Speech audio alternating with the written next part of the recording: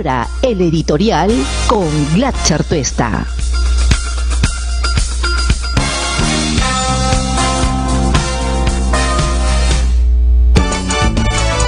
7:04 de la mañana, estamos de vuelta aquí en No Hay Derecho, y como ustedes habrán podido apreciar a través de la televisión, si nos siguen a través de algunos de los canales que transmite el programa, o quienes nos siguen a través de las redes sociales, del Facebook o de YouTube, podrán haberse dado cuenta de que hemos inaugurado el día de hoy un nuevo set. Y quiero agradecer de manera muy especial a todos mis amigos y colegas que han tenido que ver con esta ambientación, que la verdad no es sino un peldaño más en este largo camino que tenemos ya y que queremos día a día mejorar, para que el producto que ustedes tengan a bien mirar todos los días pues satisfaga sus expectativas. Quiero agradecer de manera muy especial a José Carlos Plaza, que ha hecho el diseño, a Edison Uriarte, mi editor periodístico, que también ha tenido mucho que ver con esto, a Carito de Acul, el productor, por supuesto, y a Emanuel Rojas y a Luis Arrece, que hoy día también han estado trabajando desde muy temprano intensamente para que todo esto salga muy bien. Realmente ha quedado muy bonito. Esperamos que también usted nos pueda comentar si le parece, le gusta o no. Este que es, como decía, un avance, una mejora que día a día nosotros tratamos y procuramos hacer para que usted esté debidamente no solo informada, que es ya en sí mismo una misión y un trabajo que a nosotros nos mantiene responsablemente aquí todas las mañanas emitiendo informaciones, dando opiniones, sino también que visualmente le guste lo que atentamente todas las mañanas sigue a través de las redes sociales y de la televisión. Pues bueno, vamos a comentar varios temas. El día miércoles en la tarde,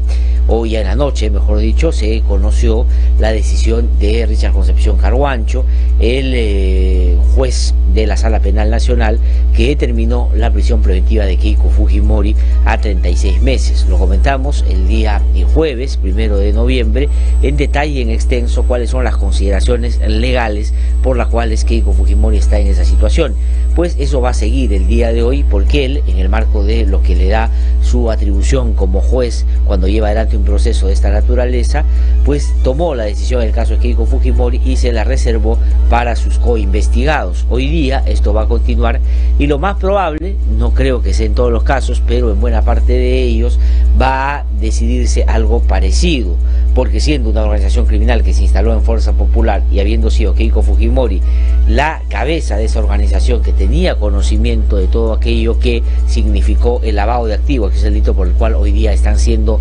investigados, pues quienes participaron de esa estructura y que tuvieron, como lo ha determinado el Ministerio Público, y así lo ha avalado el juez Richard Concepción Carhuancho, cumplían un rol específico, van a seguramente tener una decisión similar. Esto no es un adelanto de opinión, esto no es un juicio, esto no es ya la determinación cerrada de una responsabilidad concreta, sino solamente la resolución de un incidente que ha concluido en el caso de Keiko Fujimori, que lo que le conviene a la justicia para que pueda trabajar sin ningún obstáculo es que ella esté detenida, para evitar que sobre todo obstaculice la justicia. Eso va a continuar el día de hoy, así que vamos a tener más novedades en el transcurso del día y seguramente mañana aquí que comentar. Pero sin embargo, y eso yo lo dije en detalle, esto tiene consideraciones estrictamente legales, que creo que la fundamentación y el soporte legal y el soporte probatorio de evidencia que ha puesto o ha sumado a la argumentación Richard Concepción Carhuancho de esta decisión que ha tomado supera ampliamente lo que el Tribunal Constitucional ha exigido a través de su sentencia en el caso Ollantumala y Nadideria. Creo que bastante más de lo que exige ha argumentado de manera suficiente y reforzada, que es como el tribunal plantea cuando se trata de dirimir sobre la libertad de una persona. Pero la consecuencia legal es esa: Keiko Fujimori va a estar 36 meses en una prisión preventiva, acompañada en algunos casos seguramente de varios de los que hoy día están con ella en esta investigación. Pero hay una consecuencia política también, que ha tenido, yo diría, variantes, dependiendo desde dónde es que éstas se han venido escenificando en los últimos días. El fujimorismo, por supuesto, totalmente desconcertado, totalmente golpeado, que no solo ha sufrido un revés en materia judicial con este evento que sin duda es determinante para lo que vaya a quedar de esta agrupación política, sino que en el marco de una cada vez más desdibujada legitimidad y aprobación, que en los últimos tiempos ha llegado casi a un dígito, lo que en buena medida le da una perspectiva distinta a una organización que hace poco decía ser el partido más importante y más instalado en sobre todo el ámbito popular, donde había llegado a superar el 30% de seguidores. En buena medida, alguna parte de esta significativa por la nostalgia de Alberto Fujimori, y otra que sin duda Keiko Fujimori y su agrupación en los últimos tiempos había ido sumando también. Pero todo eso se ha ido al tacho por el comportamiento autoritario y beligerante que todos hemos podido apreciar, pero sobre todo creo que esto ha llegado ya a su más alto deterioro cuando se ha dedicado el fujimorismo solamente a tratar de utilizar el poder político que han tenido para blindar a sus principales dirigentes y en particular a Keiko Fujimori. Y para eso no han tenido ningún miramiento en echar mano de asuntos que claramente contradicen los principios fundamentales del sistema democrático. Entre otras, por ejemplo, avalar, soportar y mantener en el cargo fiscal de la nación a una persona que no solo no tiene las cualidades y las características básicas para ocupar un cargo de esa naturaleza, sino que claramente está ahí para buscar garantizar ciertos niveles de impunidad a estos políticos que hoy día son, por supuesto, quienes finalmente lo mantienen en una ubicación de esa naturaleza. Pero sin tener ya la capacidad que tenía hace algunas semanas, pues Chávarri ha empezado de una manera burda, más de aquella que ya habíamos podido experimentar o notar hace un buen tiempo, sino que ahora sin ninguna vergüenza empieza a tomar decisiones que voy a comentar más adelante, que riñe con la ética, con la moral y por supuesto en algunos casos creo yo claramente con la ley. Entonces esa ha sido una de las cosas por las que el fujimorismo ha venido en los últimos tiempos descendiendo casi a una cuestión ya diría tan precaria que en los últimos tiempos han anunciado una reorganización, unos cambios, y cuando uno ve qué cosa va a significar concretamente eso, se da cuenta de que la verdad muy poco les queda ya en el ámbito político. Pero sin embargo, mientras tengan la fuerza que tienen en el Parlamento, cualquier cosa puede pasar y habrá que ver hasta dónde quieren llegar en una situación que ya finalmente querido llevar al descalabro, no solo a esta agrupación política, sino al gobierno en el intento insano que ha tenido varias reediciones en los 3 años de gobierno de Peruanos por el Cambio, de querérselo traer abajo, cosa que consiguieron en un primer momento con Pedro Pablo Kuczynski y han pretendido, pese a la inicial satisfacción de aplaudir a Vizcarra, en estos últimos tiempos parecería que ya no lo tienen en la lista de sus aprecios. Entonces están los fujimoristas en una situación muy complicada y la prisión preventiva les ha terminado generando pues un golpe muy severo. Y en la situación de Keiko Fujimori también no solo se han empezado a mirar los que junto con ella participaron de esto que el Ministerio Público, y con razón, llama una organización que estuvo instalada en fuerza 2011 y que generó acciones de lavado de activos, sino otros como el señor Alan García, que por cierto, mirándose en ese espejo, no deben estar muy satisfechos. Y para eso el señor Alan García no ha imaginado algo mejor que buscar desestabilizar al viejo estilo de su quehacer político, que sin duda no ha tenido miramientos cuando se trata de salvar su propia existencia. Ya no digo política, sino judicial. A eso se ha reducido, en el caso de Alan García, pero también de Keiko Fujimori, su accionar en el ámbito de la política. Y de una manera irresponsable, de una manera vergonzosa, de una manera, la verdad, que lo pinta de cuerpo entero. Y qué difícil es eso cuando se trata de delinear a alguien con un ego colosal tan impresionante y sobresaliente. Y es que ha, desde Madrid, por supuesto, a la distancia, pues generado, ¿no es cierto?, en este ánimo de desestabilizar, un rumor que ha terminado en los últimos días siendo contestado de manera enfática por el gobierno, pero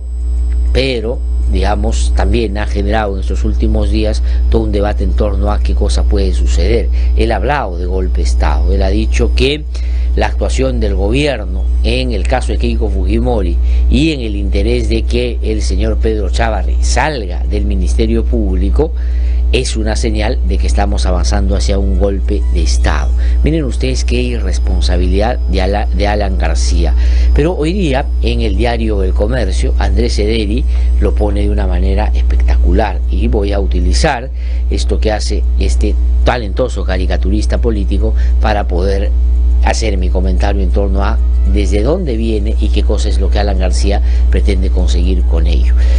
Están, quienes lo ven en la televisión o en las redes, lo están viendo conmigo, están los dos personajes de Andrés, en Otra Vez Andrés, en el diario El Comercio, sentados, muy bien vestidos, encima de un sillón,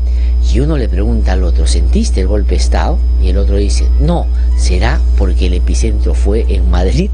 y se refiere efectivamente a este rumor que circuló Alan García en los últimos días. Pero ¿qué cosa es Alan García, o desde dónde habla Alan García? Porque más allá de lo que él pueda decir, de lo que él pueda hacer, de lo que él pueda imaginar, de lo que él crea, termine siendo el desenlace de una historia muy compleja en el ámbito político y social y judicial en nuestro país, eso la verdad poco importa, porque Alan García en los últimos tiempos, salvo él, que es el único que no se da cuenta, ha hecho abrir los ojos a todos los que vivimos en este país tan golpeado por su primer gobierno y por supuesto con el nacimiento de un fujimorismo a propósito de la crisis que él le heredó a lo que se vino en nuestro país y de lo cual no hemos podido desprendernos hasta ahora. Y su segundo gobierno, si bien es cierto, en una conversión increíble en el ámbito económico, pero con dudas de altísimo nivel en el ámbito de la corrupción, similar a los 85, del 85 al 90, pues todavía tiene mucho que explicar,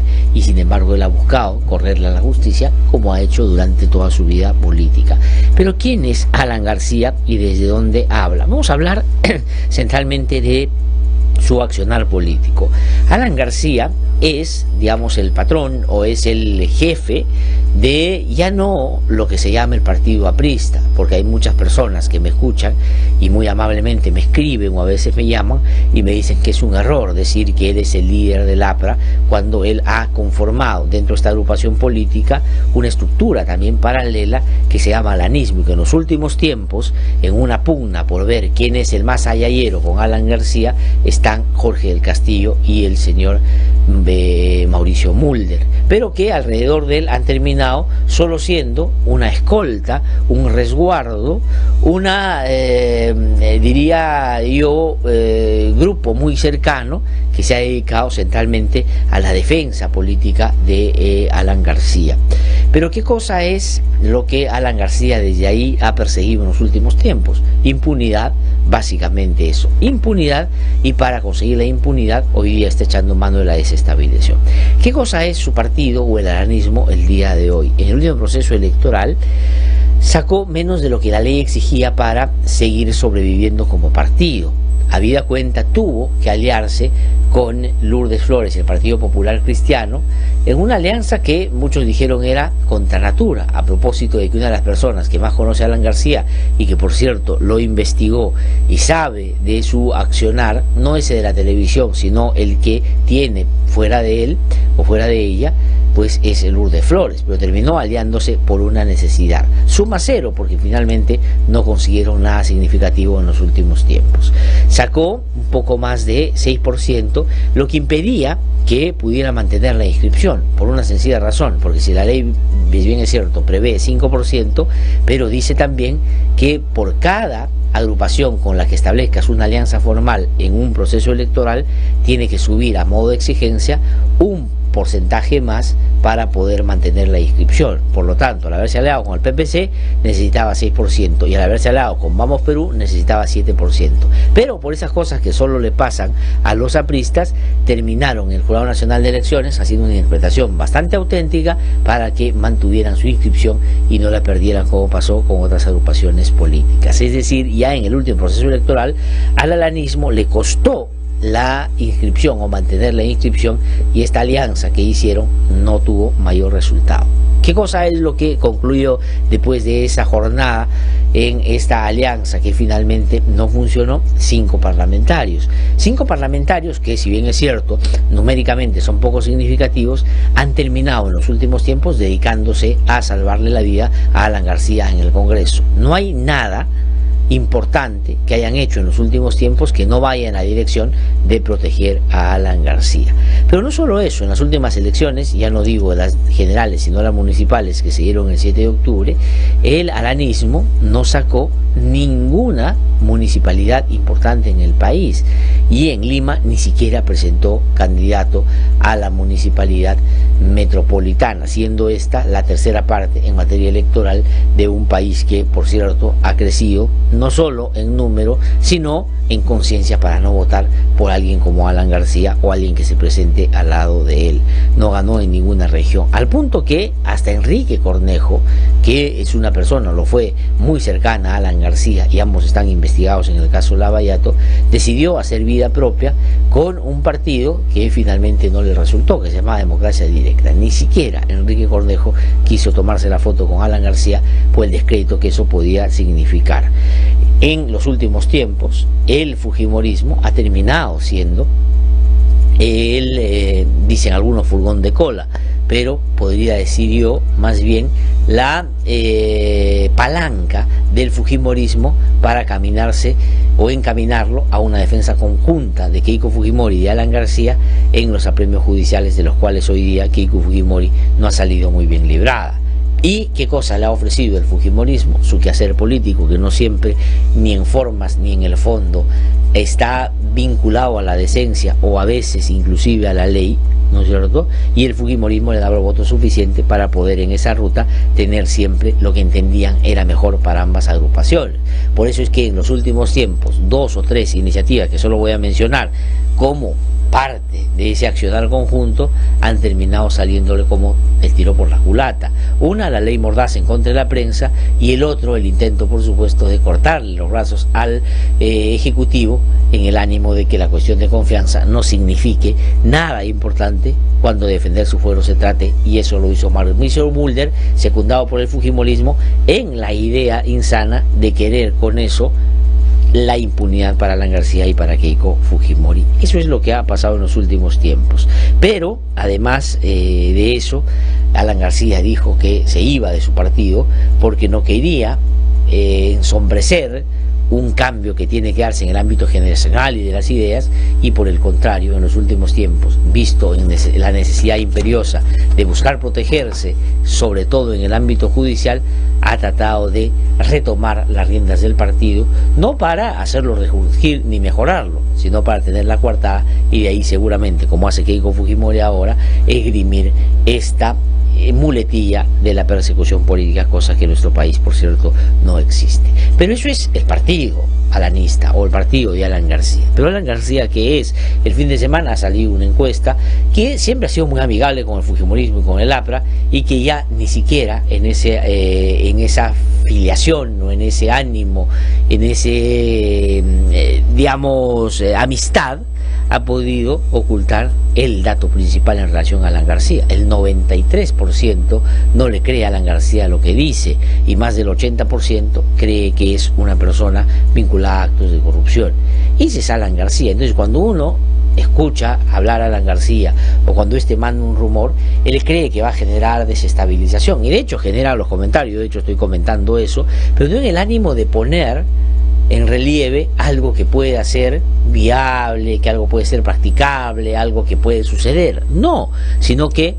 quiero demostrar que Alan García puede decir lo que da la gana y no genera ningún impacto, porque el 93% no cree nada de lo que Alan García hace ni dice, y el 80% o por encima cree que es una persona que está vinculada a varios actos de corrupción. Entonces Alan García es una persona a la que la gente no cree. Por eso es que cuando dice golpe de Estado, los únicos que celebran, los únicos que empiezan a darle cierta credibilidad a una barbaridad de esa naturaleza, son aquellos que están o muy vinculados con Alan García, o que, digamos, en asociación con el fujimorismo, creen que digamos, eso puede desestabilizar al punto de hacer que se patee el tablero y finalmente que cuando se vuelvan a repartir las cartas, ellos, digo, Keiko Fujimori y Alan García, queden mejor ubicados. Pero la verdad, su credibilidad está por el suelo y eso no va a suceder felizmente, como no ha sucedido hasta ahora. Si uno pone en la balanza a Alan García y en el mismo lado de la balanza pone a Keiko Fujimori y en el mismo lado de la balanza pone a todos los que en términos mediáticos y políticos representan a ese sector,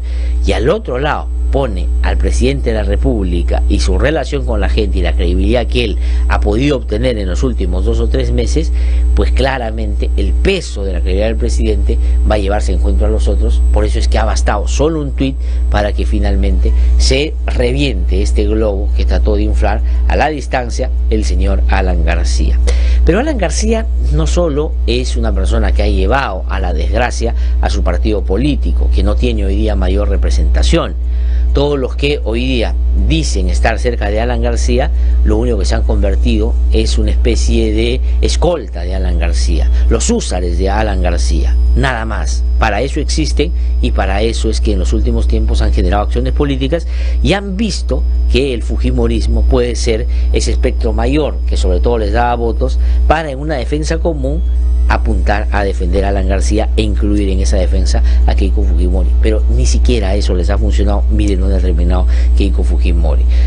Pero además Alan García hoy es un investigado por lavado de activos. ¿Qué cosa es lo que se investiga? Que en su gobierno, por lo menos hasta ahora, se han identificado 14 millones de dólares que se pagaron a funcionarios de distintos niveles y algunos de ellos con mucha cercanía con Alan García. Y él, a pesar de que muchas veces ha venido sosteniendo que él no recibió ninguna coima, otros habrán vendido, yo no, hay serias dudas de que esos personajes a los que sí se les han encontrado cuentas concretas con mucho dinero, pues tengan o no relación con alguien que manejaba o tenía el control de toda la escena en una relación muy cercana con Jorge Barata y con el propio Marcelo Odebrecht. Sería la única historia en todas las que hasta ahora se han podido contar de la manera como Odebrecht se relacionaba con los países donde finalmente instalaba su red de corrupción, donde no hayan tratado con el presidente de la República. Es decir, trataron con Ollantumala, trataron con Toledo, trataron con Pedro Pablo Kuczynski, etcétera, pero con Alan García no trataron. Y eso, la verdad, es poco creíble, porque ya Jorge Cuba, que fue viceministro de Comunicaciones, pero hacía el trabajo del viceministro de Transportes, puesto ahí por Enrique Cornejo puesto por Alan García, ha dicho que había 2 niveles de las tratativas que tenían con Odebrecht y las otras empresas brasileñas. Una que era la técnica y que estaba subordinada, por supuesto, a un accionar básicamente licitaciones o operaciones muy concretas, pero otra era la política, en la que Alan García, a diferencia de los otros, el caso de Toledo era caso de corrupción y de cohecho. Él pedía plata a cambio de favorecer a esta empresa. En el caso de Alan García me da la impresión de que era otro nivel de conversación y otro nivel de sociedad que se establecieron no solo en el gobierno segundo de Alan García, sino que venía de hace mucho tiempo atrás, donde parecería que habían forjado una relación mucho más fuerte, societaria, distinta, diferente, que busque, ¿no es cierto?, que si es que pasara lo que está pasando ahora, esto se notara menos, no como los otros que, haciendo su intento, dejaron huellas por todos lados y miren dónde ha terminado. Hay 14 millones de dólares que por estos días se tiene que determinar dónde están y a dónde se fueron, y para quiénes eran esas coimas que aparecen en las cuentas de algunos funcionarios que no tenían el nivel para garantizar a una empresa como Odebrecht de mantenerse en el tiempo con tantos privilegios como en la época que Alan García hacía y deshacía para justamente favorecer a estas empresas brasileñas. Pero ¿qué cosa es más Alan García? No solo es un investigado por lavado de activos, no es una persona con baja credibilidad, no solo es una persona con altas sospechas de corrupción, sino que ayer el fiscal Rafael Vela, que es el fiscal coordinador del caso Lavallato, ha dicho que en los próximos días, ha dicho 2 o 3 semanas, se va a tener ya toda la información que va a venir de Brasil debidamente contrastada y con información suficiente y razonable que acompañe los dichos de los directivos de Odebrecht, que pueden terminar perjudicando a más de uno. Y tengo la impresión que la oportunidad por la cual el señor Alan García lanza este rumor de golpe de Estado coincide con el temor de que lo que venga puede terminar generándole más de un dolor de cabeza. Sí ha habido, me dicen, un golpe de Estado muy serio, pero en el ánimo de Alan García, que siente que dentro de unos pocos días puede terminar estando acorralado. Entonces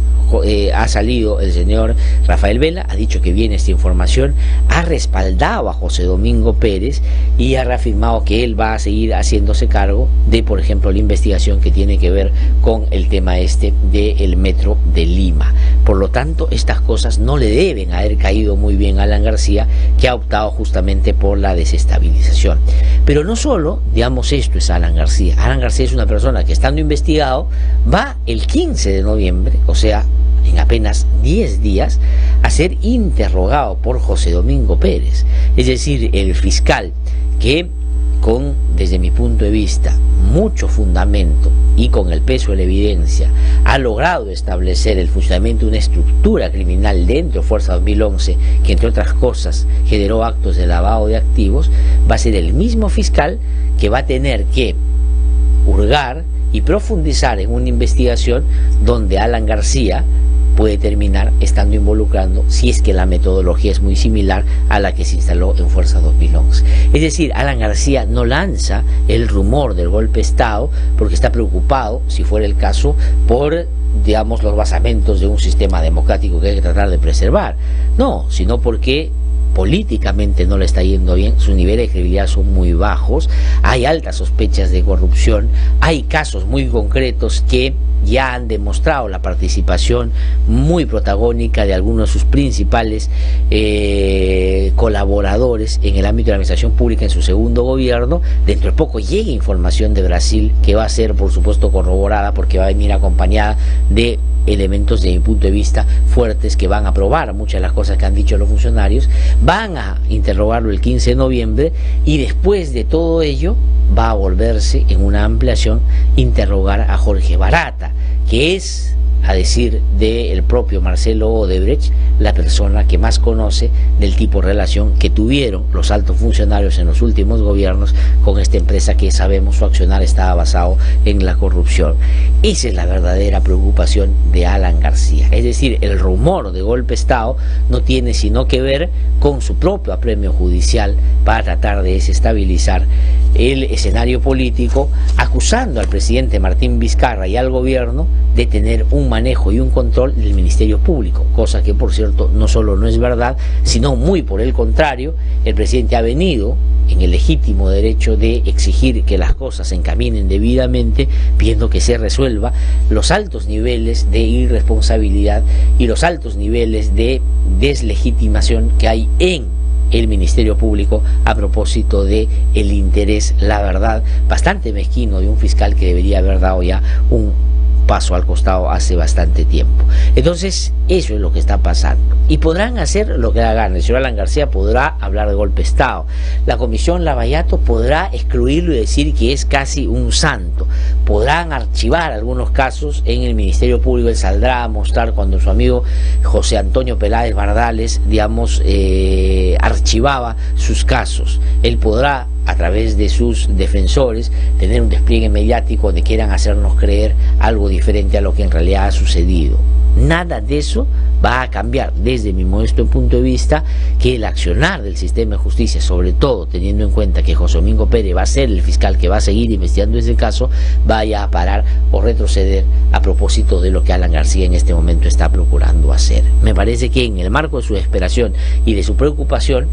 él ha terminado haciendo o desarrollando una estrategia muy irresponsable que puede terminar finalmente llevándolo a él a una situación mucho más precaria de la que he podido describir el día de hoy. Y fíjense ustedes cuáles son los dos elementos que él toma para supuestamente advertir de un golpe de Estado. La primera es la defensa de Keiko Fujimori. Ha dicho que el gobierno está aliado con el fiscal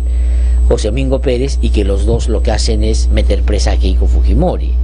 Es decir, sale en defensa de Keiko Fujimori. ¿Y por qué defiende a Keiko Fujimori? Porque claro, Keiko Fujimori es su aliada. En los últimos años sus partidos han convivido buscando la impunidad para ambos, y por eso es que, a contraprestación del blindaje que le han hecho en la Comisión Lavallato, él sale a la escena pública para decir que están persiguiendo políticamente a Keiko Fujimori. Eso para defenderla, pero otro para defenderse él también, porque si a él le vale y funciona el argumento de la persecución para Keiko, él va a tratar de, por supuesto, aprovechar esa situación cuando se trate de su caso concreto. Pero como Alan García nadie le cree, yo creo que ni quienes salen a defenderlo creen realmente que Alan García está limpio de polvo y paja en estas investigaciones y en estas sospechas que se tienen sobre su mal comportamiento. Entonces él va a tratar de hacer lo que sea, pero no importa, porque Alan García puede tener en su cabeza lo que quiera, pretender hacer lo que le da la gana, pero otra cosa es que eso pueda materializarse y finalmente generar los niveles de inestabilidad que él quisiera. Y el otro tema es la defensa de Chávarri, es decir, sale Alan García y habla de golpe de Estado porque dice que el presidente maneja un fiscal y están tratando de perseguir a los opositores políticos y han metido preso a Keiko Fujimori, y defiende a Chávarri diciendo que el interés que tiene un presidente cuando ve que en una institución como el Ministerio Público las cosas cada vez van para peor y el señor insiste en desdibujar al Ministerio Público y pide que tome una decisión al respecto, para Alan García eso es un asunto totalmente antidemocrático. Es decir, Alan García trata de generar un ambiente de desestabilización para defender a Keiko y para defender a Chávarri, lo que ustedes ya concretamente deben entender qué cosa significa en un momento en el que la justicia le pisa la basta del pantalón. Eso es lo que está pasando con Alan García, es lo que usted tiene claramente que saber. Son las 7:34 de la mañana, estamos aquí en No Hay Derecho. Vamos en un ratito a conversar. Tenemos un programa muy interesante el día de hoy, porque ya está en nuestro estudio, vamos a conversar con él en un ratito, Diego García Sayán, y ha venido a conversar de todos estos temas, sobre todo de la independencia judicial y de los resguardos que hay que tener en un sistema democrático para que los jueces y fiscales y los abogados puedan hacer su trabajo como corresponde. Más adelante va a venir Pedro Castellano a conversar con nosotros, una de las personas que más conoce a Alan García y a Lapra, va a venir a descifrar con nosotros cuál es el intento o hacia dónde apunta el accionar de Alan García. Y más adelante vamos a tener en nuestra sección cultural a Alonso Cueto, que viene a conversar con nosotros sobre sus publicaciones, sus libros, por supuesto, que son muy buenos, magníficos. Y más adelante, para terminar el programa, un cierre con broche de oro. Viene Bareto a conversar con nosotros esta mañana, así que tenemos un programón. Vamos a una pausa, regresamos en un instante. Estamos aquí en No Hay Derecho, hacemos nuestro recorrido por las regiones y conversamos con Diego García Sayán. Hemos presentado el editorial con Glatzer Tuesta.